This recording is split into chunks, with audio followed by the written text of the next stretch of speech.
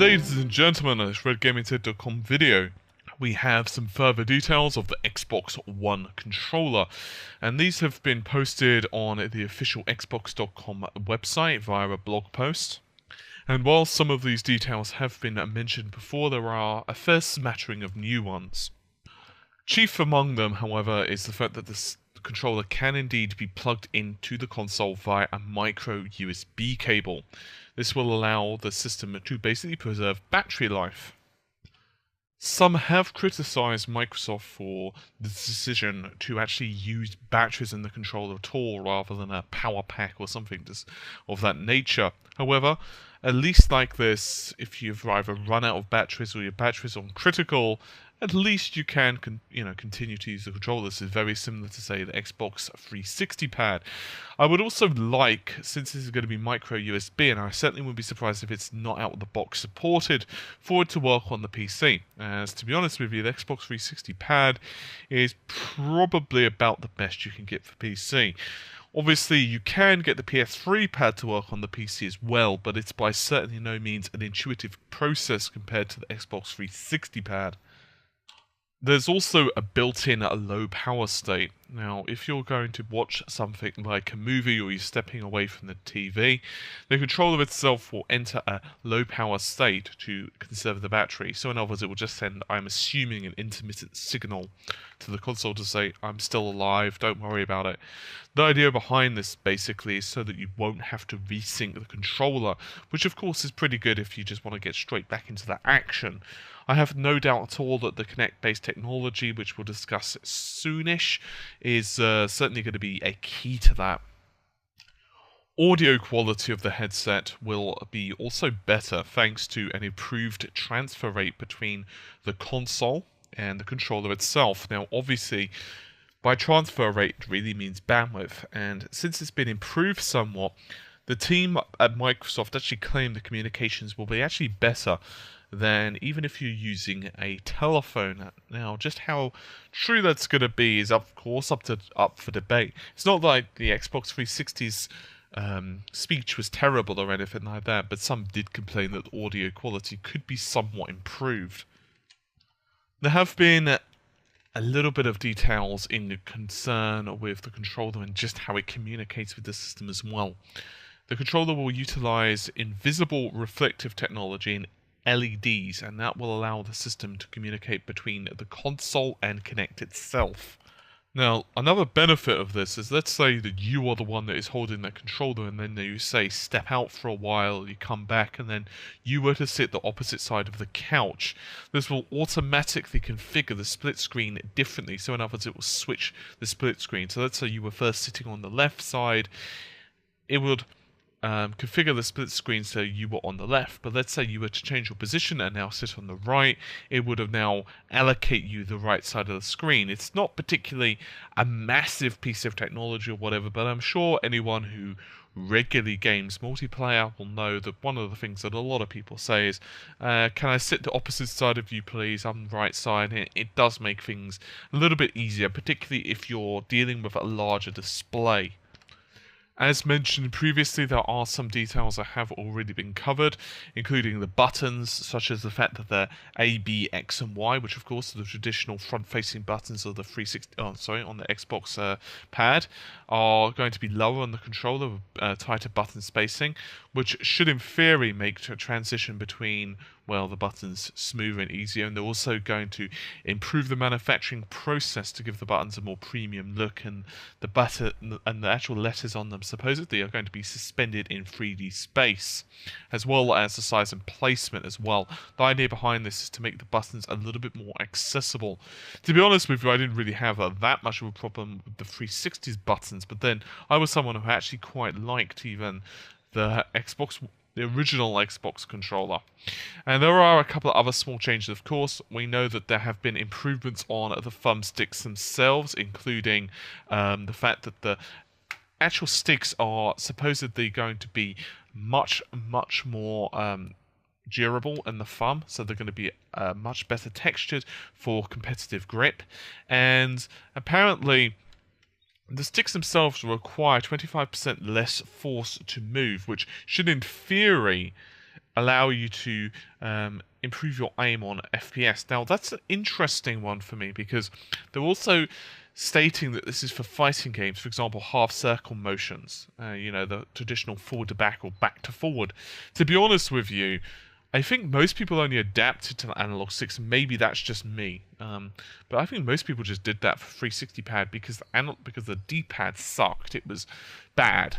There's no other way to put it. A spade is a spade. In this case, it's bad.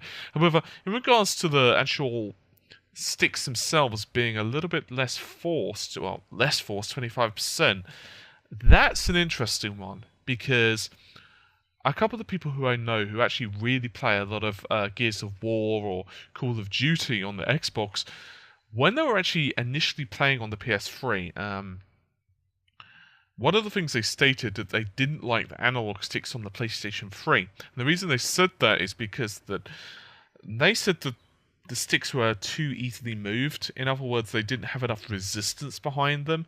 So I don't know how people are going to feel about this in reality. Now, obviously, Microsoft must have done some internal testing. They must have asked some gamers. I'm just merely going by, the couple of people I know who I know have commented. After all, it's not something I usually go up and say, hey, do you like how much force the analog sticks require to move on the Xbox pad?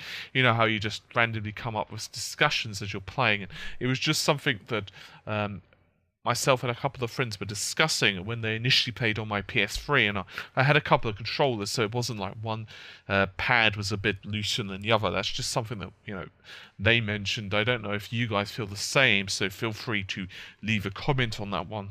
And there's also a little bit more information on the impulse triggers. The Xbox One wireless controller sports 4 vibration motors. And indeed, there's a small one behind each of the triggers. And the idea behind that is to add, and I still quote, adds precise haptic feedback to the fingertips and a larger for each of the grips for larger scale rumbles. So obviously the idea behind this would be, for example, gunshots, car crashes, explosions, and so forth as well. They actually gave an example for Forza Motorsport 5. Turn 10 Studios is using the impulse triggers to provide players with precise feedback that enhances the racing experience. If your tyre breaks traction from over-acceleration or if you drift on the gas pedal, the triggers emit very distinct vibrations. This, in combination with the chassis rumble that conveys impacts, engine roars, and driving over surfaces irregularities like cobblestones. End quote. I will be perfectly and truthfully honest. I am someone that absolutely detests the rumble function, so my personal opinion on this is going to be coloured, in other words, biased. But personally, I hate it. I've given this story before, I think, in a video, but the first real taste I had of the rumble function was back on the PlayStation 1. And as it turns out, it was actually Tekken 3, which at the time was one of the the only game, apart from Gran Turismo, that I actually had that supported it. And I remember playing my friend, who will remain nameless for his privacy, but I was playing him on Tekken, and I was playing a pretty damn good match. And I remember the vibration really irritating me, because every time I was trying to pull off certain moves, for example, Electric Wing Godfist, which is basically a dragon punch motion, the forward to down, forward, I would find that the vibration would slightly throw off my finger. And I don't know if it's just me. Possibly it's, but regardless, it really irritated me. And I actually found that in pretty much every title that I ever play, including FPS games. FPS really irritate me because of the fact that the analog sticks are already annoying for me because I'm primarily a PC gamer. Now, I'm not saying that this is bad necessarily. I can imagine it could be quite good on something like, say, Call of Duty. You can imagine, say, a small spring as you're pressing the trigger button for, say, gunshots. However, I'm unsure just how good it will be in practical sense. So I'm going to reserve judgment on it. I'm going to be, let's say, cautious, because, as I said, traditionally I haven't liked rumble functions at all. I know some people absolutely love them and all, because obviously otherwise they wouldn't put them into the controller. But personally I'm going to be a bit skeptical on it. Finally, of course, we've got the D-pad now. As I mentioned previously, the D-pad on the previous Xboxes, even the original Xbox, wasn't amazing. In my opinion, however, the Xbox One D-pad, or the original Xbox, shall I say, was better than the Xbox 360.